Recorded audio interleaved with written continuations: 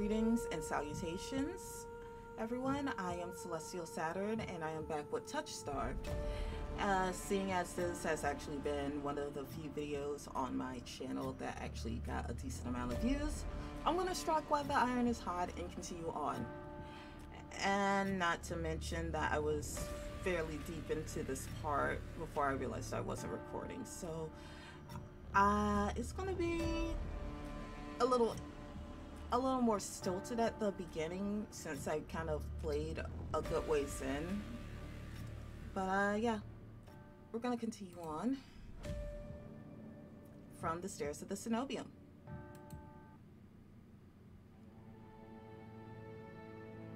Knocking seems like a terrible idea, but I don't see any other way of making my presence known.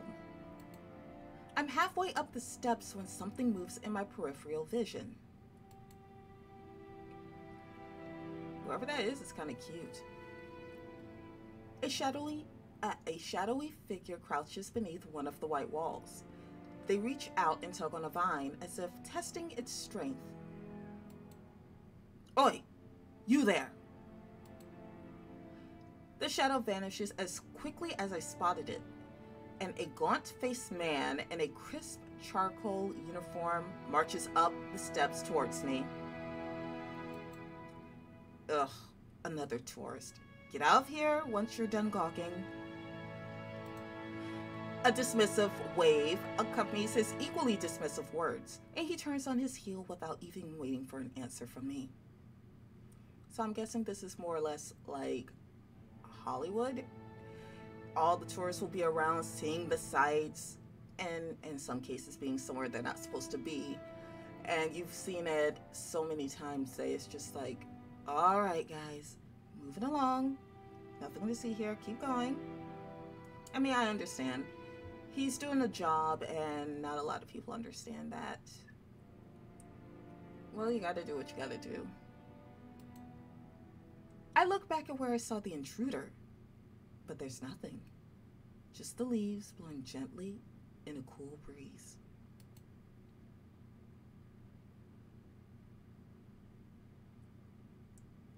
I step away from the gates, hopelessness washing over me. Hello? A whisper so close I can feel the warm brush of breath on my skin. Why do people keep getting that close to me? I don't like people being that close to me in real life. I will literally jump if you're like within 6 inches of my face. And that's if I don't punch. So yeah, that's not a good idea to do to anybody. I instinctively jerk away, but there's no one beside me. Halfway down the staircase, I spot a woman swaying in the breeze. She's gaunt as a rail, her blouse moth-eaten. I'm unable to take my eyes off her. Not because of the way she smiles a little too widely, or the way her tousled braids look unbrushed for days, but because her eyes shine a vibrant, unnatural crimson.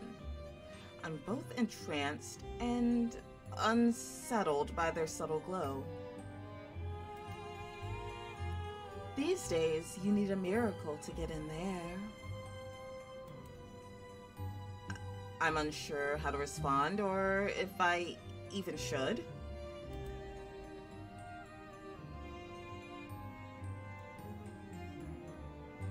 Huh. You know, I'm gonna just be sarcastic. Seems like I'm in a market for the miracle. Know anyone selling? She beams at me like I said the greatest thing she's ever heard. Lucky for you, I have them for free. Whatever she's selling, I'm not interested. My words come out in a tired breath. No thanks. I start down the stairs, but she abruptly steps in my path. She turns her back to me, and before I can react, she slips her fingers under the lacing of her collar, stripping out of her blouse in broad daylight. What are you doing? As worn fabric unveils bare skin, my panic is smothered by cold horror. A misshapen, sunken scar carves into the woman's body. Pitted, gnarled skin snakes down her shoulders, blooming from a gaping hole in the back of her neck. Do we have zombies? Because this feels like a zombie. A shuddering breath escapes me. The fuck? By the looks of it, a disease that afflicted this woman ate away at her spine, leaving her with a hollowed vertebrae at the back of her neck. How is she able to move or breathe? That's impossible. She shouldn't be alive, and yet... The power to cure anything can be yours, too. The power of the sea spring. The woman slides back into her blouse and deftly laces it up. If I caught your interest, then follow me. It's only a short walk away. Without another glance, she leisurely strolls down the cenobium stairs, loose braids bobbing behind her. The edge of her scar peeks out from under her collar. Creepy, creepy, creepy people. Just super creepy people.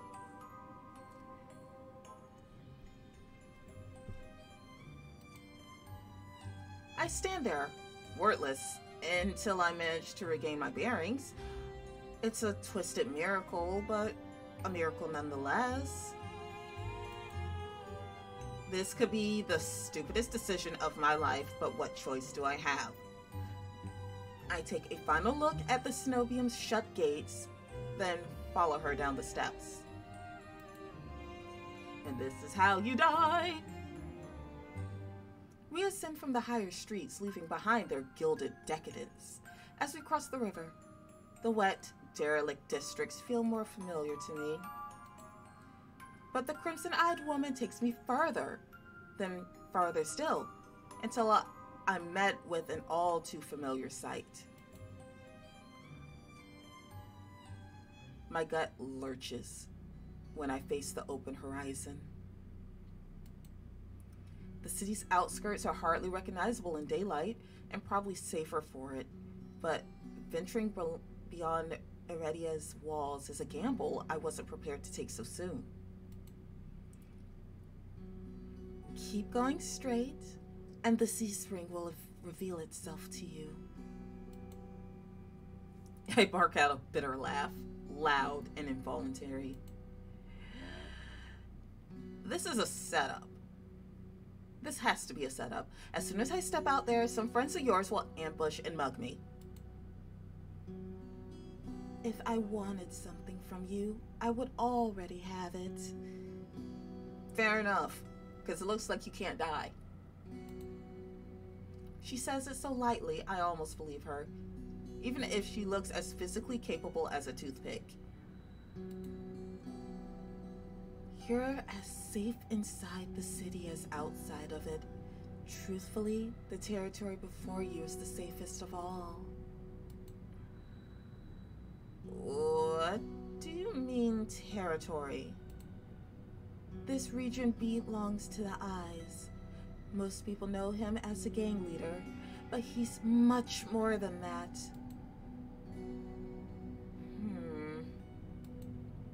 I squint against the empty wastelands.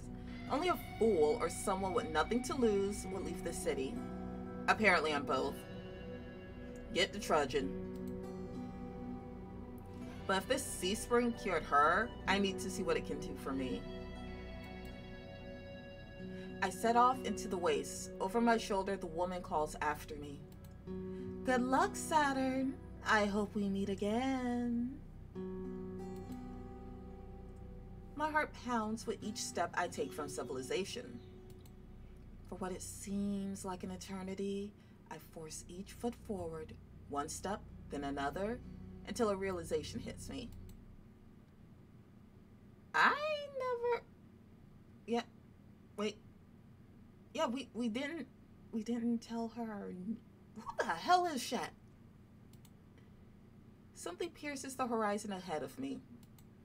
A building nestled into a tall cliffside, but so starkly out of place, it might as well be a hallucination.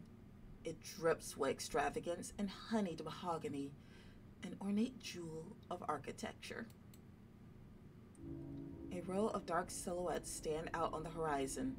Trees, I think, until I'm close enough to realize that what I mistook for branches were spikes and tendrils, soulless. Several of them watching me in the distance. Well, guys, it was very nice knowing all of you. I'm pretty sure this is where my character dies. I don't think, I just run, exploding to a messy sprint. I push my legs as fast as they'll take me towards that decorated building.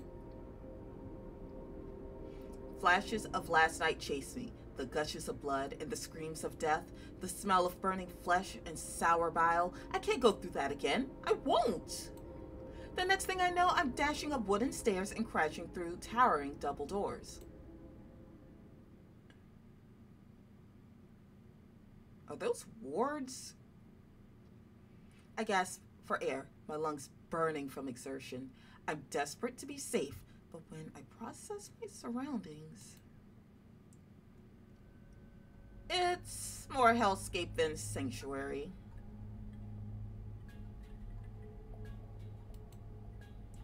Blood flows all around me, overwhelming my vision with a lurid, unholy red.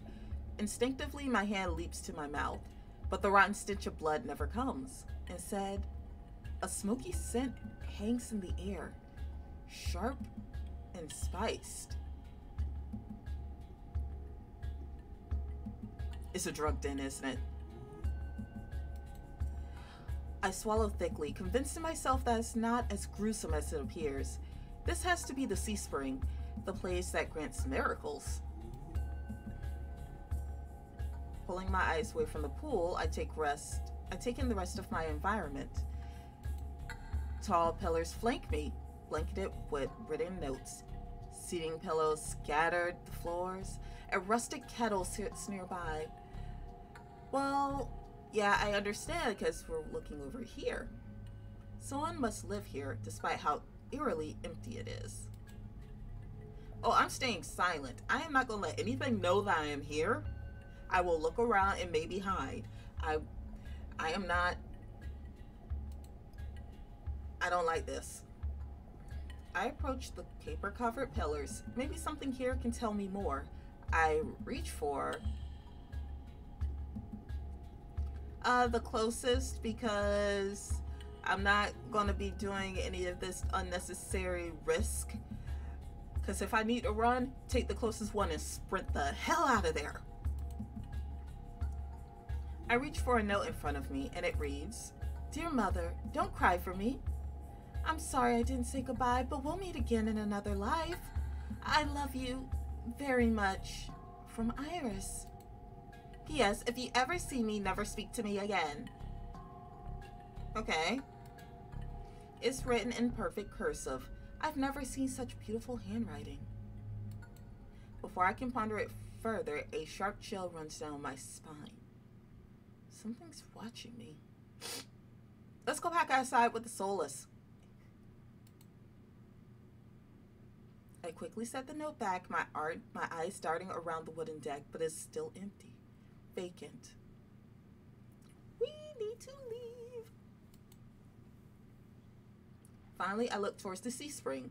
That stillness hides something deeper, something wrong. Hey! I spin around and come face to face with a pack of soulless. They chitter and growl, tendrils and spikes flaring threateningly, all different sizes and species, but sharing one identical trait, glowing crimson eyes. I try to back away, but my heel teeters over the sea spring. I'm cornered. I'm an idiot. Watch your step. It's deeper than it looks. That voice again. At the sound of it, the soulless freeze, their snarls quieting.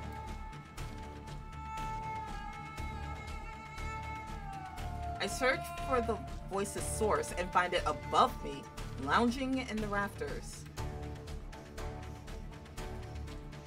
You look lost, little sparrow.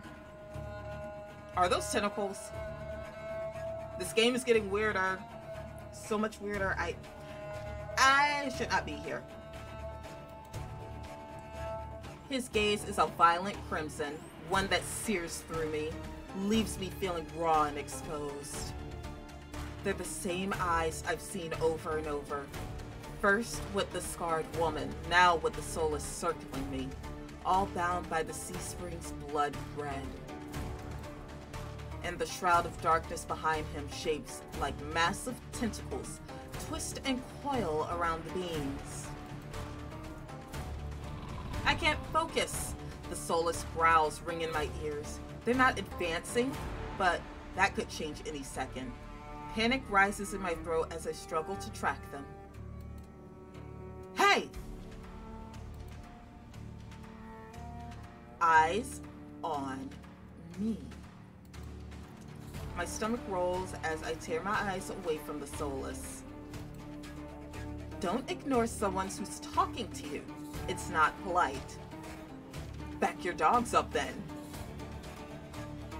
I'll have a nice conversation with you if you back up those damn dogs. For a moment, anger knocks my fear aside. Who is this bastard? This motherless bastard? Get the soulless away from me and then we can talk. Exactly. I look right into his unnerving eyes, holding his gaze defiantly. Fuck you. Is that better? A crooked grin cracks across his face. If I would like a beam to crack across his face, that would be a lot more fun. We'll work on it. I love that it's this bastard. That is amazing. I scan the soulless again. They really aren't attacking. Posturing more than anything else. Almost as if they're waiting for commands. Did you tame them? Power of the sea spring. They're hungry, so they may bite. You could give me a reason to stop them. How about I didn't do anything wrong? Trespassing. And that's punishable by death? He gives a non-committal shrug. Expecting mercy was your first mistake. My voice stops in my throat. This man's terse coolness is both infuriating and terrifying. I rack my brain for a way to defuse the situation.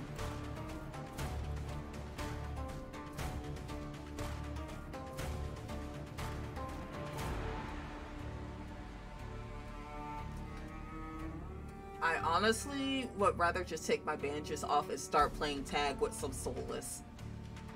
Because I'm interested in how this curse would mess with a monster. I know it will still try to kill me, but I would cause so much chaos in this situation if I could. But tell me what you want. I'm not in the mood for guessing games. Your hands.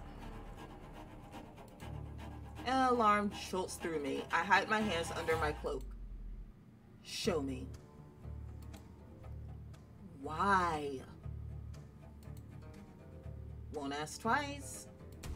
With a sharp huff, I reluctantly hold out my bandaged hands. Are you getting off on this? Unwrap them. He rushes to my face and fire to my tongue. I could give him a piece of my mind, but not when his soulless are one command from ripping me to shreds. Yet, no matter how much I will myself to move, my body is frozen in place. I stand there for a long, agonizing minute. I mean, with this situation, it's gonna hurt you. My hands are trembling when I finally raise them. I show the skin beneath the wrappings all too well. The hideous, unnatural flesh I've grown to despise. I grip the edge of the bandages. Stop.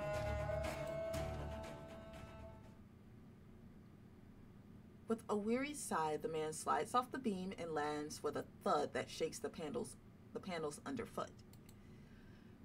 He is a monster with an imposing figure that towers over me. I couldn't tell how tall he was before, but he's big. Illuminated by lantern light, his features are stronger, sharper. Subtle clinks of metal accompany each footstep. The closer he gets to me, the faster my heart hitches. What does he want? Is he going to kill me? I step backwards. And I find nothing to set my foot on. I'd forgotten my back was to the C-spring. I fall, right before a warm hand catches my lower back. I'm hovering above the C-spring, the scent of smoke and leather enveloping me. Blazing crimson eyes bore into mine. Told you to watch your step. I'm too stunned to muster a response. I mean, yeah, you're kind of staving death right now. You're gonna collapse when you leave. Like I weigh nothing, he guides me back to solid ground and steps back. Following a subtle gesture from his fingers, the soulless around us disperse and relax. The shift in their demeanor is so abrupt it gives me whiplash. The enormous tentacles are no longer in the rafters, though now I doubt I ever saw them at all. Either way, I exhale a breath of relief. Ah, dollars to donuts, he is the tentacle monster. We have found Cthulhu. Thanks. As focused on me as he was before, the monster pays no attention to me now. He kicks some seating pillows out of the walkways, checks the contents of the kettle with a scowl. The sudden disregard is almost insulting. I would just start walking out, and if the soulless kill me, they kill me. What the hell is this lo-fi music anyway? It's nice. So that's it? I'm not a threat anymore? Never were one. You bastard. Then why'd you threaten me? People get honest when they're afraid. I want to leave. I don't want to deal with you. I want to get out. In other words, he was messing with me. I dragged my hand over my face, exhausted by the fact that this is the second time a monster has provoked me today. You're Ice, aren't you? I'll have to find out how to pronounce his name. Depends who's asking. One of your friends told me this was your territory. She also said you were a gang leader. But there's no one else here. I thought it'd be more people. Ice picks up the kettle and walks to the edge of the C-spring, then dumps out the contents into the endless red. Gang took a walk. His pleasant smile stretches across his face, ear to ear. Then, in an instant, it drops. I get the sense that I shouldn't ask about his gang again. What do you need the C-spring's power for? Depends. Can it cure a curse? Probably. You mean you don't know?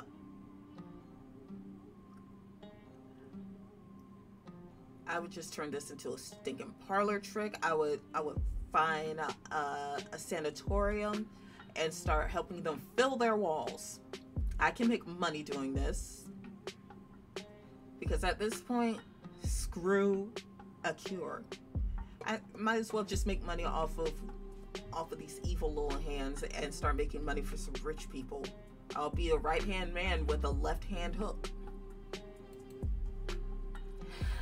Nope. He shakes out the empty kettle and starts collecting stray cups, tidying up. At least you try to take care of your space. I can respect that. My frustration builds. I narrow my eyes at him in a questioning glare.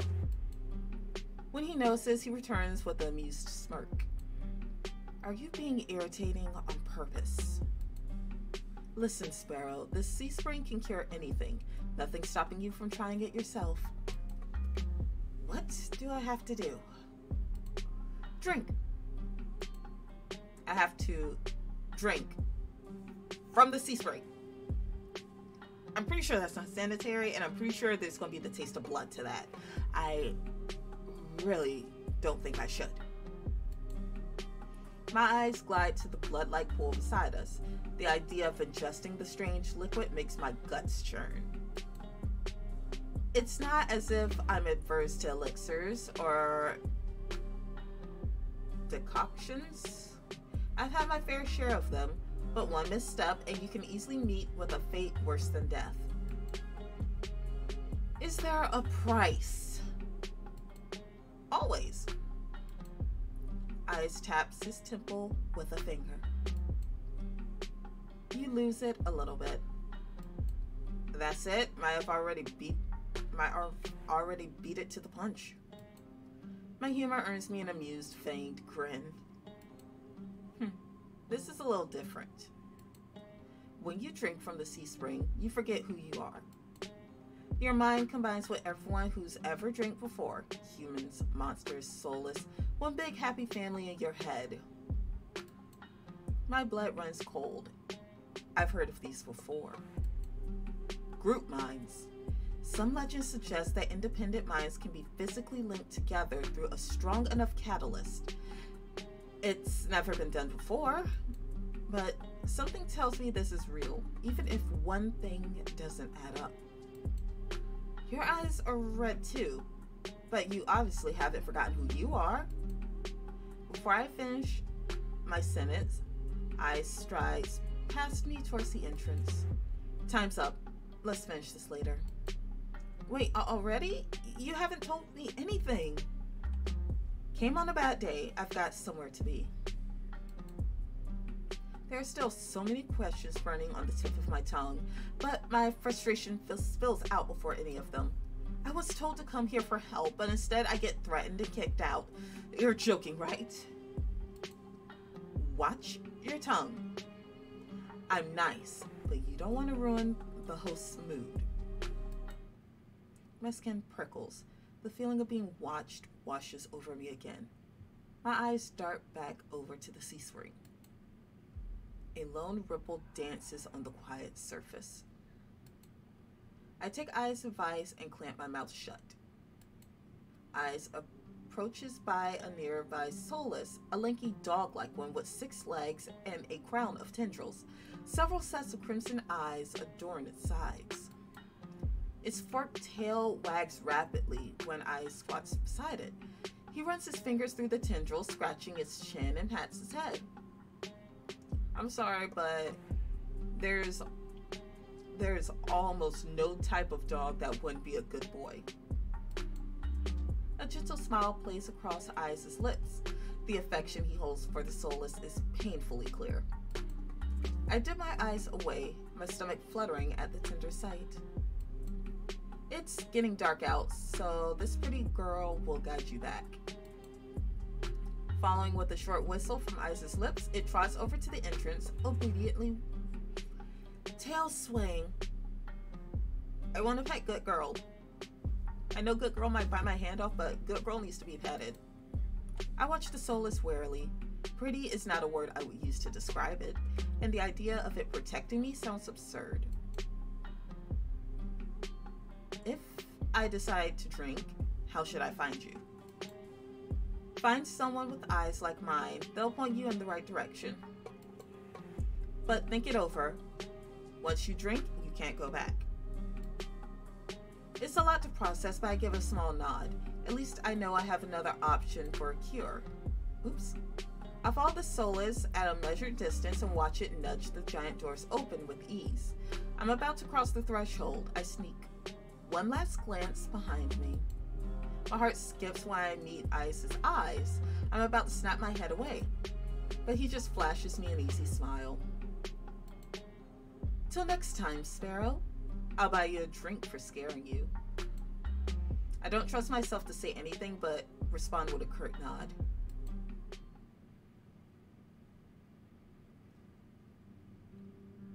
Alright, we met a new character, we got more information, and I will stop it here.